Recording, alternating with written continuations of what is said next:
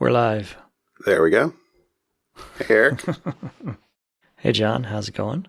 It is going well. It was a lovely day today. Lovely day, actually. As opposed to,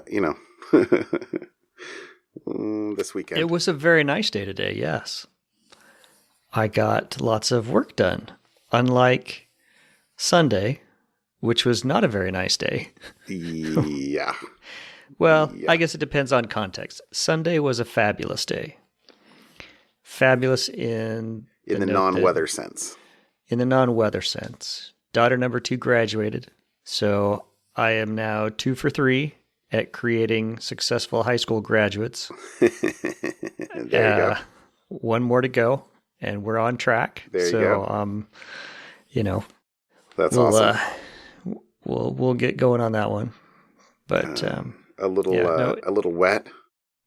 It rained the entire time. It was all broadcast on YouTube, so a lot of the remote family were able to watch, and everybody was texting while it's going on. And the one most accurate comment was, "This is the most Oregon thing I've ever watched." This is the most Oregon graduation. I don't remember the exact words, but yeah, it was. I just ruined my own joke, but it was funny. It was true. Did any of the graduates actually have umbrellas, or were they just like drenched? So they were told that they were not allowed umbrellas. They had a list of things they weren't allowed to bring, which included umbrellas, but there were a handful that had them, but not all of them. And the graduation cap, right? The square cap? Yeah. Underneath that cloth, it's just cardboard. And so about halfway through, every corner was drooping. They all just had drooping graduation caps, but that did not ruin the joy of the day.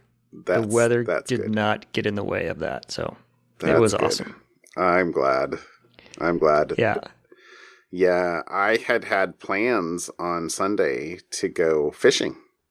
A friend of mine had called the week before. In fact, I might have said this last week on the podcast. I don't remember. A friend of mine had called and said, "Hey, you want to go fishing next Sunday?" And I was kind of ridiculously excited about it. I went out, got fishing licenses, and I was really looking forward to it. And I mean, it was the night before. It was late the night before. It was like 9 or 10 o'clock at night. I had sandwiches made for the next day. Lunch all packed. I had the little cooler I was going to bring with our fishing licenses actually in the cooler, so I didn't forget them. And the boots and rain pants and rain gear. Just you're going out on the water. You're going to get wet. And the intent had been to go out on the Columbia River to fish for spring Chinook. And anyway, I think around 9 or 10 o'clock at night, I got a text that said, guide canceled on us. He said the barometer is dropping so fast the fish will not bite, and it'll be a waste of our time. So I was bummed. Yeah. But yeah, and so now I'm like, maybe I'll have to make plans for a couple other fishing trips this summer. I already spent it was like $100 for the fishing licenses. So, right.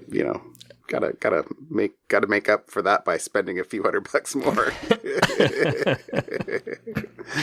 But anyway, so that was a bummer. And yeah, and it was all weather related. Although, Sunday afternoon it feels like at least by late Sunday it was better-ish, but it's not been awesome. Yeah, it was not till really the evening, because included in the Sunday activity was daughter number 2 asked for barbecue. Oh, okay. Yeah. And so I pulled out the barbecue, and I ended up putting what are those shade? It's not a tent. Like the square. Yeah, the square sunshades, canopies. Sunshade things. So I put that canopy up on my deck, put the barbecue underneath it, so that I could be out of the pouring rain, and then ran a fan right over the top of the barbecue to try to push all, the heat and the smoke out from underneath the canopy. And I kind of lifted the canopy edges so that it actually worked out really well. So you weren't smoking your canopy is what you did. I was not smoking my canopy. It actually worked better than expected, because I half expected to, once it really got going, to have to just push it out and suffer with it in the rain, but I could sit on the outside. But anyways, it was good. Okay. It worked out. This is attempt number 3 with the new barbecue? This was attempt number 4. Okay. And it was just pure steaks. I made a couple mistakes on because you can do the charcoal, and then there's these ceramic diffuser plates that you can either put in or not. And I put them only on half of the grill because I was going to see, do I want to cook over the open flame, or do I want to cook over the ceramic? I should have done the ceramic plates across the whole thing, but well, I ended up cooking all the steaks on one side. Yes, exactly. So I ended up cooking all the steaks crammed over on the other side, because if I put them over the open flame, they got really crisp really fast. Okay. Okay. But they were super tasty. So far, the whole family, big fans. Grandma and Grandpa were in town. Big fans of the barbecue. So I am continuing to experiment with it. Awesome. And looking forward to it. That's fantastic. Yeah. And my under the deck dry space. I've got all my plans. I think I mentioned last week. I've got all my plans. I put all the side. I finished the rest of the rails up for the slope. Mm-hmm. And so this weekend we'll be starting to put up the galvanized steel roofing material underneath, and we'll see. Right. We'll see how that goes. So, all right, slowly but surely, I'm getting those things done. How are you gonna hold it up while you screw it all in? So I have a son. Okay, that's one end. He will be part of one end, and then on the end, I'm going to build these little clips that are the right height that go over the beam, and they'll hold the one end. So we'll just kind of slot that in on the one end. My son will hold the other end up, and then I'll do I'll drill a couple spots in down at the one end, and then go up where he is and drill a couple spots to get it in place. Okay. And then finish all the rest of the screws. Okay. So that's the current plan, anyways. All right. Well, one minor piece of advice from what you just said is don't skip. Like if you're gonna whatever end you start screwing in. Like go up each thing at a time so you don't wind up with like a bubble you'll be surprised at how much that metal stuff will actually bend. So don't do... So it's like pushing a sticker down. You don't want to push the two sides of the sticker and then push to the center. You kind of want to push the center of the sticker down and push to the sides. Okay. If that makes a visual, totally makes sense. Visual sense. So... but you can also start at one side and push. Yeah. But you kind of want to push from one side up. This is the non-expert telling you, but I did. Oh no! I did a similar project, a much smaller scale from you, because mine's only like 12 foot by 12 foot, and yours is longer. 22 feet by. Well, it kind of follows the house, so it's 12 feet. To 10 feet to 12 feet, and then there's an angle. So yeah, 22 feet by 10 feet roughly. Yeah, by more complicated. 10 feet. It's okay. That'll be fun. That'll be you're gonna love it once it's up. I think that you will very much love it once it's up. I am. I think winter barbecue will be downstairs. I am tempted to see how well that would work. The only problem is it slopes up towards the house, and so the smoke would just slope up to the house. But maybe. Yeah. Maybe it won't be it won't be sealed. No. So it would. You know, I don't think you'll even notice. It'll smoke through the house, just right inside. It'll smell fine. It'll smell good. Smell good. That's right. This is a feature. That's right. That's cool. That's cool. Well, let's see. What else was I going to tell you? Man, last week was I got a little bit of bee stuff. Last week was so crazy busy because my wife was out of town, and so I was kind of playing, both of our jobs or both of our roles kind of, and I just did not have time during the week, and I was supposed to go get into my bees on Wednesday, and I did not. And the problem with animal things in general, things that are alive, I guess, is that you can't just not do stuff because they keep going on. So if you don't water your pets, they die. If you don't water your, Suzuki, it's fine. It just, I don't know. That's a bad analogy. So anyway, and for this particular thing, I had what I planned on my last round of queen cells that I was going to try and raise. Right. And I thought that they were going to due to hatch out on, I figured Thursday, or I figured at least when I first calculated, I thought it was going to be Saturday. But I was but I should go in Wednesday just to be safe. So I go in on Friday. So my wife came home on Friday. I was done with the rest of my stuff that I needed to do for the week. So late Friday afternoon, I went out and got into the bees. And I already had a queen hatch out. So I don't quite know how many queen cells I would have had I not let her hatch out, but there were at least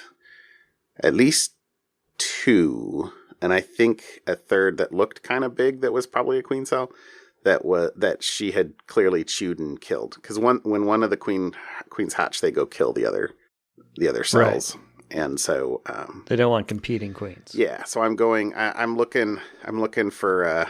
I'm looking for queen cells, and I'm like, is that a queen cell? And there was one of the first frames I pulled out. I'm like, that's kind of might be big enough for a queen cell, but really small for a queen cell. Something I probably wouldn't have done anything with normally. And then I pull out the next frame, and I see a queen cell that had totally been chewed out, and totally in my head, the conversation was, well, crap. Now I'm not looking for queen cells. I'm looking for a queen. So I kept digging through looking at each frame, and I totally found, a virgin queen. Sometimes they call them runner queens because they're really fast, and before they go out and get mated and start laying. Once they're laying in the colony, they can't actually fly. But before, they are very fast. So anyway, so I found the queen, and I was like, well, okay. So I put her. I hope that she had not done a mating flight yet, because I put her in a new box, in a box of her own, with some other brood and some other stuff, resources and such. So I'm hoping she had just hatched out, within the last 24 or 48 hours, and that I will have another queen there. So I will call my experiments this spring in queen raising successful-ish. Not amazing, but I think by the end of the day, I have already, counting her, so assuming that she gets mated fine and starts, we'll have 5 and potentially 7. I've got 2 others that I'm kind of waiting on. And you have 7 boxes? Ish. Yeah. Don't you need 1 queen per box? Yeah. Okay. But some of them are still in those queen castles that they're side by side. Oh, and I have to figure out what I'm going to really do. And one of them I gave to a friend who was in need of a queen. And so, I don't know. It's been an interesting experimental summer so far. Mm-hmm. And anyway, but that's that. Okay. So, we'll see. They're not making much honey for me though. We'll see. We'll see. I hope. Okay. I've got boxes on, but when I went in last weekend, they sure aren't very full yet. So, I've got another month. I was going to say, where should you be, or how much longer before you need to make the call? I for sure you need to harvest by the end of July. Okay. So, potentially up to 6 more weeks, 5 more weeks, 6 more weeks, but there are other people here that say that you harvest at the beginning of July once the blackberries are done. But I've never done it that early yet. So anyway, we'll see. We'll see. And I had one minor bit of follow-up that's not really security related, but it's Asian giant hornet related, because I got an email today from the Washington State Department of Agriculture saying that they found a dead, well, not they, somebody found and called in a dead Asian giant hornet in Snohomish County. So that is, I think that is just east, I guess, of Seattle. At least that's where Snohomish is. But so I'm on their mailing list. And what's the what does that mean? Does that mean we're watching for an invasion? Well, they've got all this reporting infrastructure set up to try and track, and they're super concerned about the species coming in. Mm-hmm. For this particular thing, I didn't actually pull out these notes, but from my memory, they said it was weird. Not weird. They said, so it was a male. It was a dead male, but pretty dry and, had been dead for a long time. And that males don't generally emerge until July. And so it's likely that it's a old hornet from a previous year's nest. Or a previous year's brood, which is, I think probably, they didn't actually say this, but I think mostly bad news. Because remember when, I think I talked about it after they came and did the talk to the bee club that I'm in, they said that when they killed that nest there last year, that they found something like 60 some queens. So, every nest that they don't find has a pretty severe exponential potential growth. So, having a dead one from, an unfound brood is not, I don't think, a good sign. I can't imagine that's a good thing.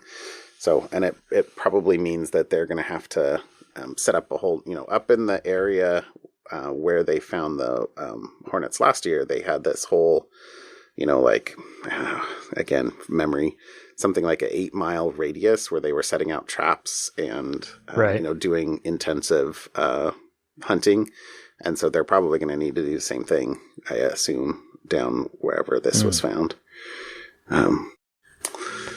Will be interesting to see what happens this late summer when the nests are emerging. I have no idea how to respond to that. Other than I hope we don't have the giant murder hornets infesting 2021.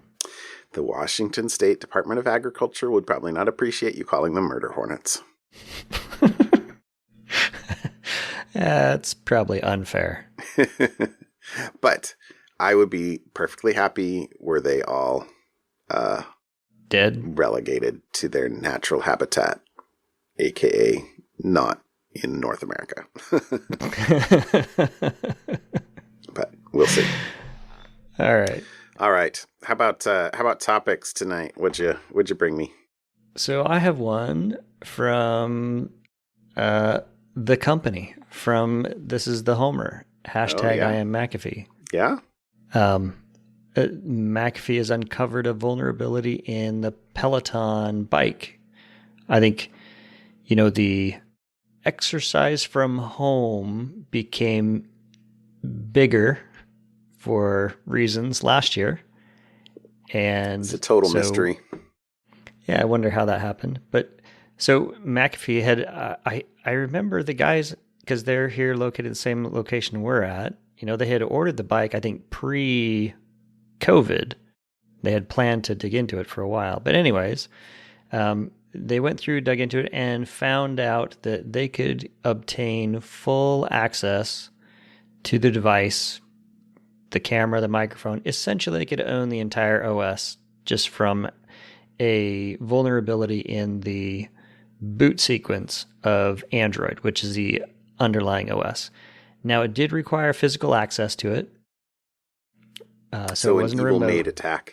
Yes. Or a horrible gym user attack or whatever, right? Pelotons are all over, if you go to the gyms or when gyms were open, I think, at the time, you could go in and compromise a bike. And then if it were connected to the network, you could gain access to all the users that log into it, any of their details and information. So McAfee had disclosed that to Peloton in March of 2021. Mm-hmm. They acknowledged the issue quickly, patched it, sent out a patch to fix that across all of their bikes in June. They had sent out the update, and it fixed it. And a nice comment from the team, the McAfee team is, hey, the Peloton vulnerability disclosure process was smooth.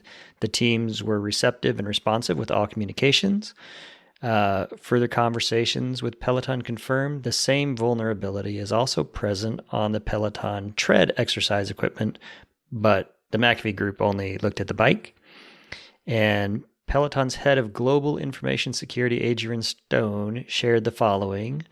This vulnerability reported by McAfee would require direct physical access to the bike or tread. Like with any connected device in the home, if an attacker is able to gain physical access to it, additional physical controls and safeguards become increasingly important. To keep our members safe, we acted quickly and in coordination with McAfee. We pushed a mandatory update in early June, and every device with the update installed is protected from this issue. So generally, pretty much everything is connected. Everything has vulnerabilities somewhere. So yeah, every device with the update installed is protected from this issue.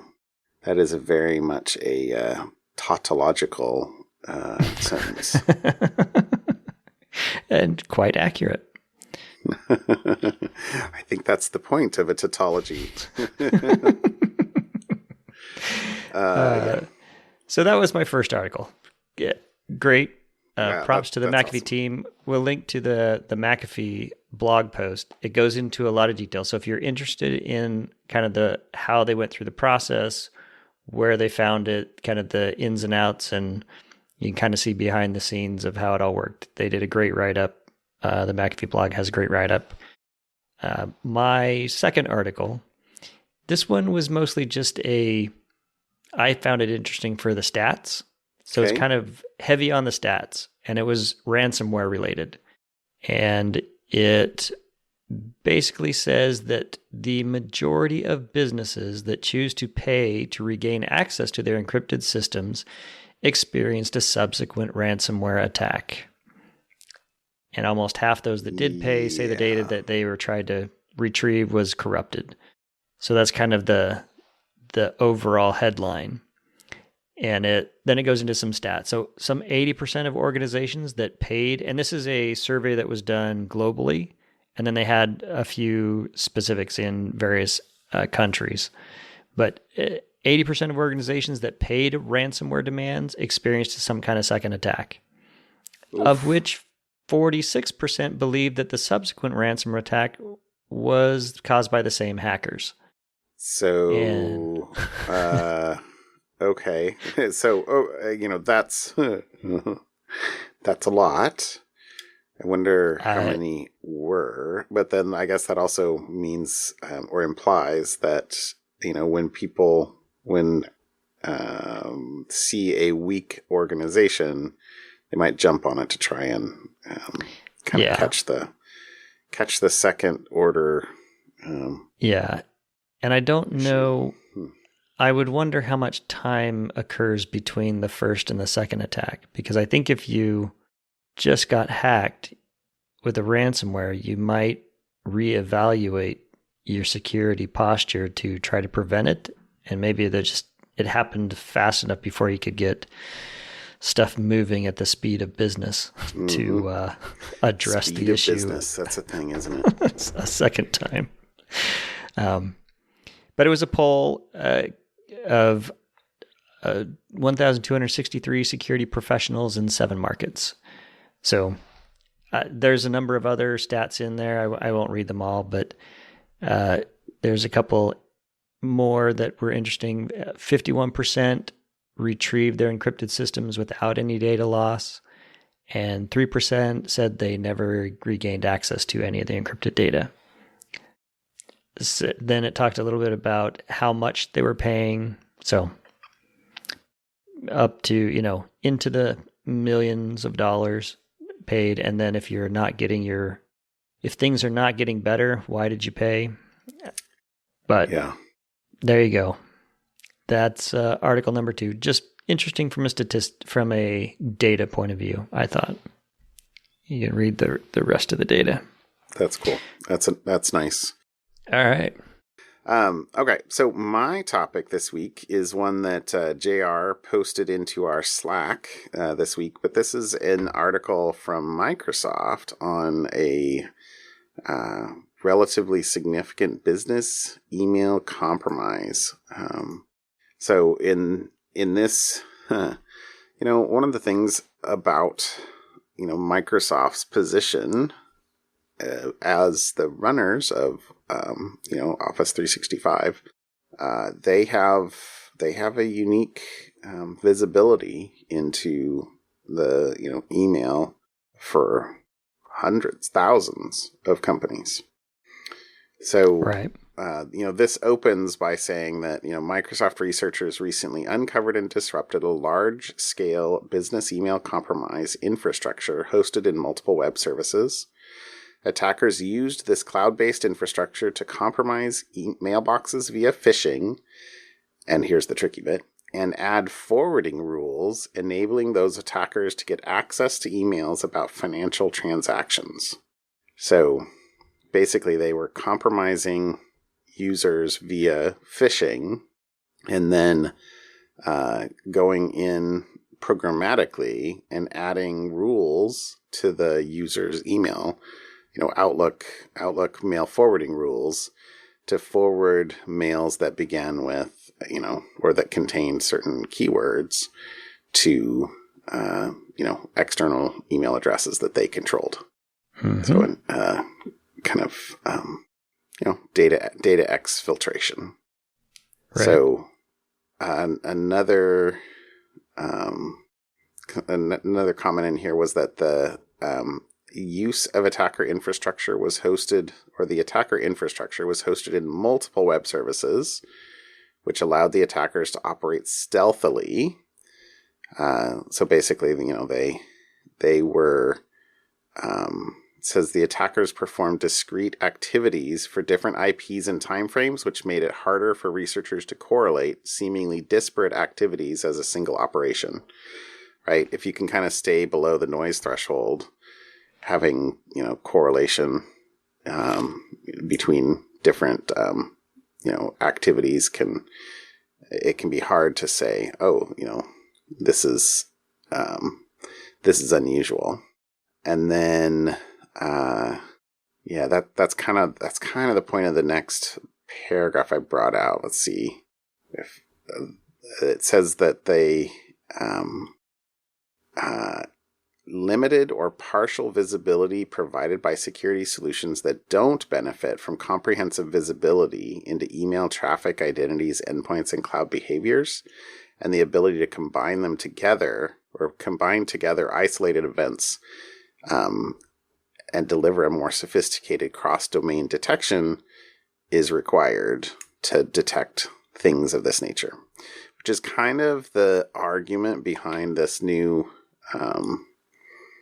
category, or the extension of the EDR category of products into what's being called XDR, or right, which is a way of combining signals from both endpoint, network, cloud, security tools to detect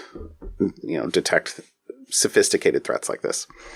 So the details of the phishing, like the basic stuff, seemed pretty straightforward. I mean, it's a phishing mail. The example that they have in the article was here's your voicemail, which they'll often forward, and it looked like a legitimate forwarded recording. But when you click to watch the link, it takes you to a Office 365 login page, which is pre-filled with your username, and basically says your token is expired, log in again.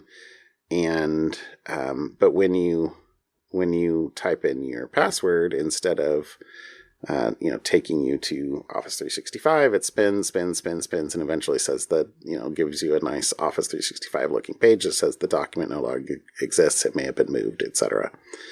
So, right. And there was a comment earlier in here, if, properly configured MFA can reduce or eliminate the risk of this. Yep. But then the other tricky thing that they did in here is that it said there were a bunch of rules that followed a similar format. And I think that they had examples for 2 different domains that were used in this. So presumably there were more than just the 2. But basically they created at least 2 rules, one of which says if the body contains the keywords invoice, payment, or statement, forward the email to the attackers.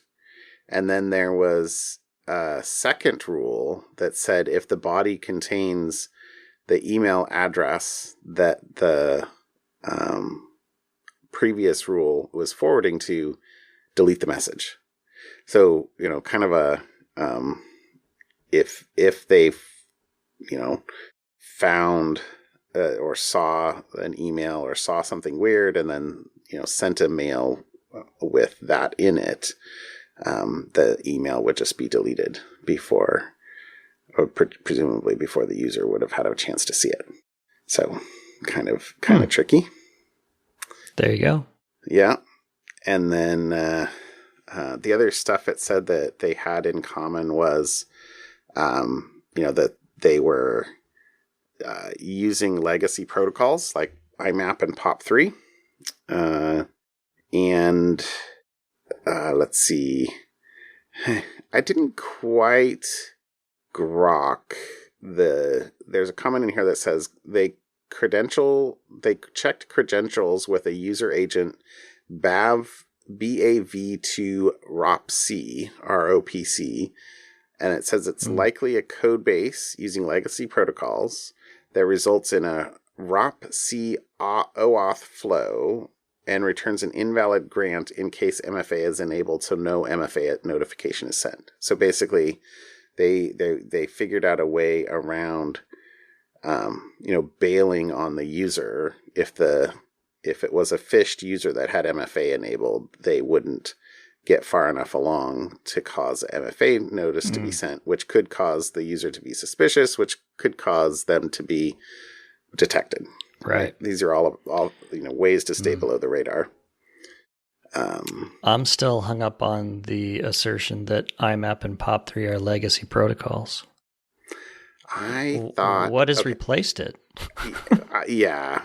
So... I mean, if your Microsoft Exchange has replaced it. I was going to say, I think that's Microsoft saying, hey, we don't want to support open protocols. put some but the new words Microsoft does. in their mouth. Yeah. Well, maybe. What is the Exchange protocol called? Just Exchange protocol? I don't remember. No idea. I feel like I know I've read it at some point, but maybe that will be as open as FaceTime is from Apple. Touche. So anyway, touche. Let's see what else did they say in this. I guess the last thing I pulled out of here was that they had the attackers clearly had well-defined microservice architecture. It says the attackers used a well-defined worker structure in the VMs where each VM executed only a specific operation, which explains why activities originated from different IP sources. The attackers also set up DNS records that read very similar to existing company domains. So like typo squatting kind of things. Right. These are likely used to blend into existing email conversations or for more tailored phishing campaigns against specific targets. So anyway, but overall, an interesting article and a, two-factor all the things. So, and ideally not SMS. So. Right. There you go. That's awesome. That's my article. That's my article. All right, man. How about something fun? So my something fun is a website I stumbled across. But to preface, do you remember Eliza? It was a natural language thing built by MIT in the 60s. You would say it was kind of patterned after what was a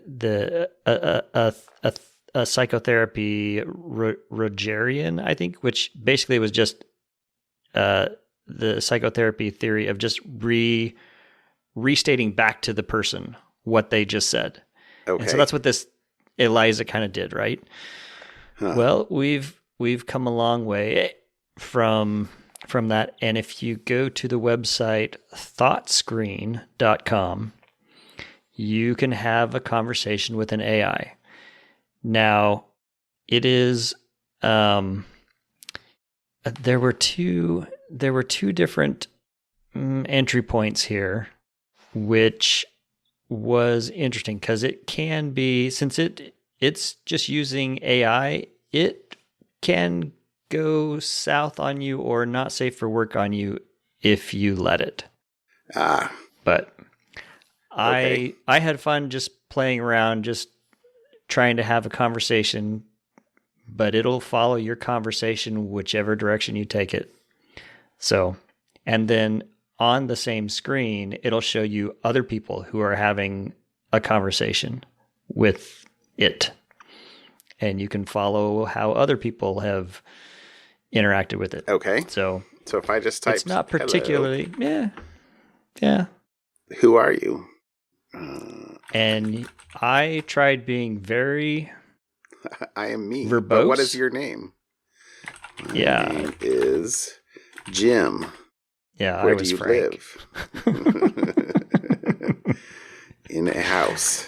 Where is that house? Yeah. On planet Earth. That's right. So if you just want to play with one of those, it's something similar. It just to have a conversation with AI, it's surprisingly good at following esoteric conversation. I found it was interesting, anyways. But okay, so that was my something fun for this week is just if you just want to tune out on something for a little while, go load up thoughtscreen.com. So is this just interact with an AI? GPT-3 or BERT, or did they say? Let's see. Can you actually go in and see the details? App. There's a little eye in the lower left-hand corner. Yeah. You can dig through, but it doesn't say. It doesn't seem to be coming up. No, I didn't find anything. Anyways. Okay. So. Well, that's cool. That's kind of cool. Yeah, there you go.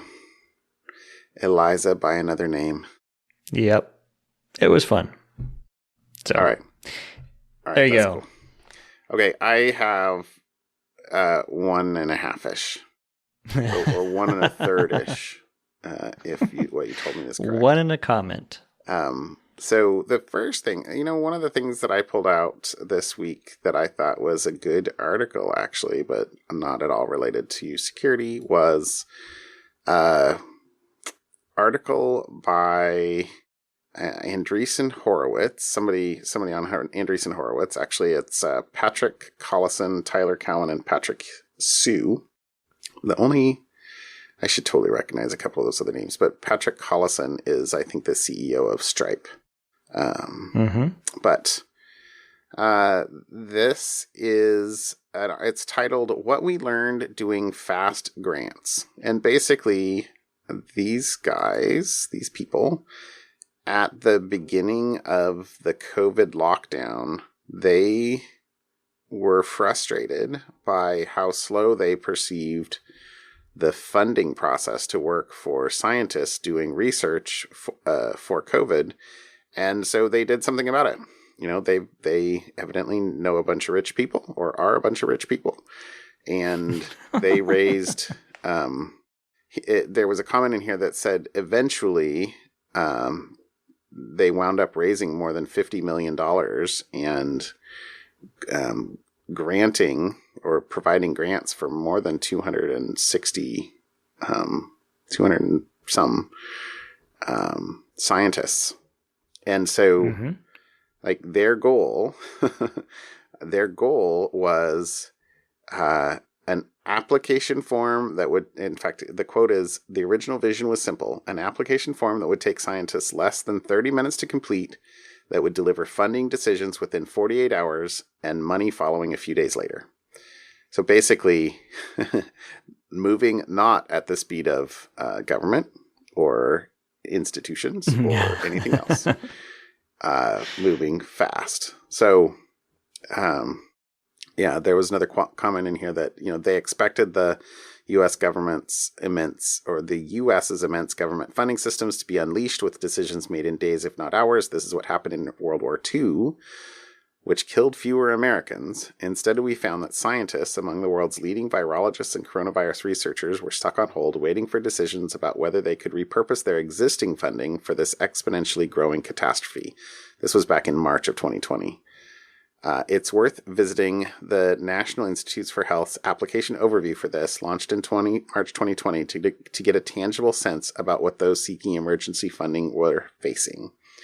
So this article goes into like what they learned, what they did, and it said that their initial criteria was quite stringent. It was restricted to principal investigators, meaning scientists that were running their own labs, who were already working on COVID-19 related research, merely than those who had ideas about how they could do things. But within a week, they had more than 4,000 serious applications, and within days, they started to distribute, quote, millions of dollars of grants. Oh, and here's the other quote. The quote: over the course of 2020, they raised over $50 million and made over 260 grants. That's nice. Not everyone who received money agreed for it to be public. But at the bottom of this article, there's a list of many of the grants recipients and what they were looking for. And it's tons and tons of researchers at top institutions.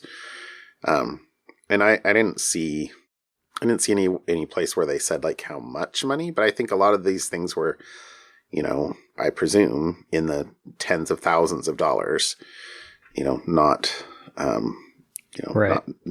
not millions of dollars if they, funded 260 of them with $50 million.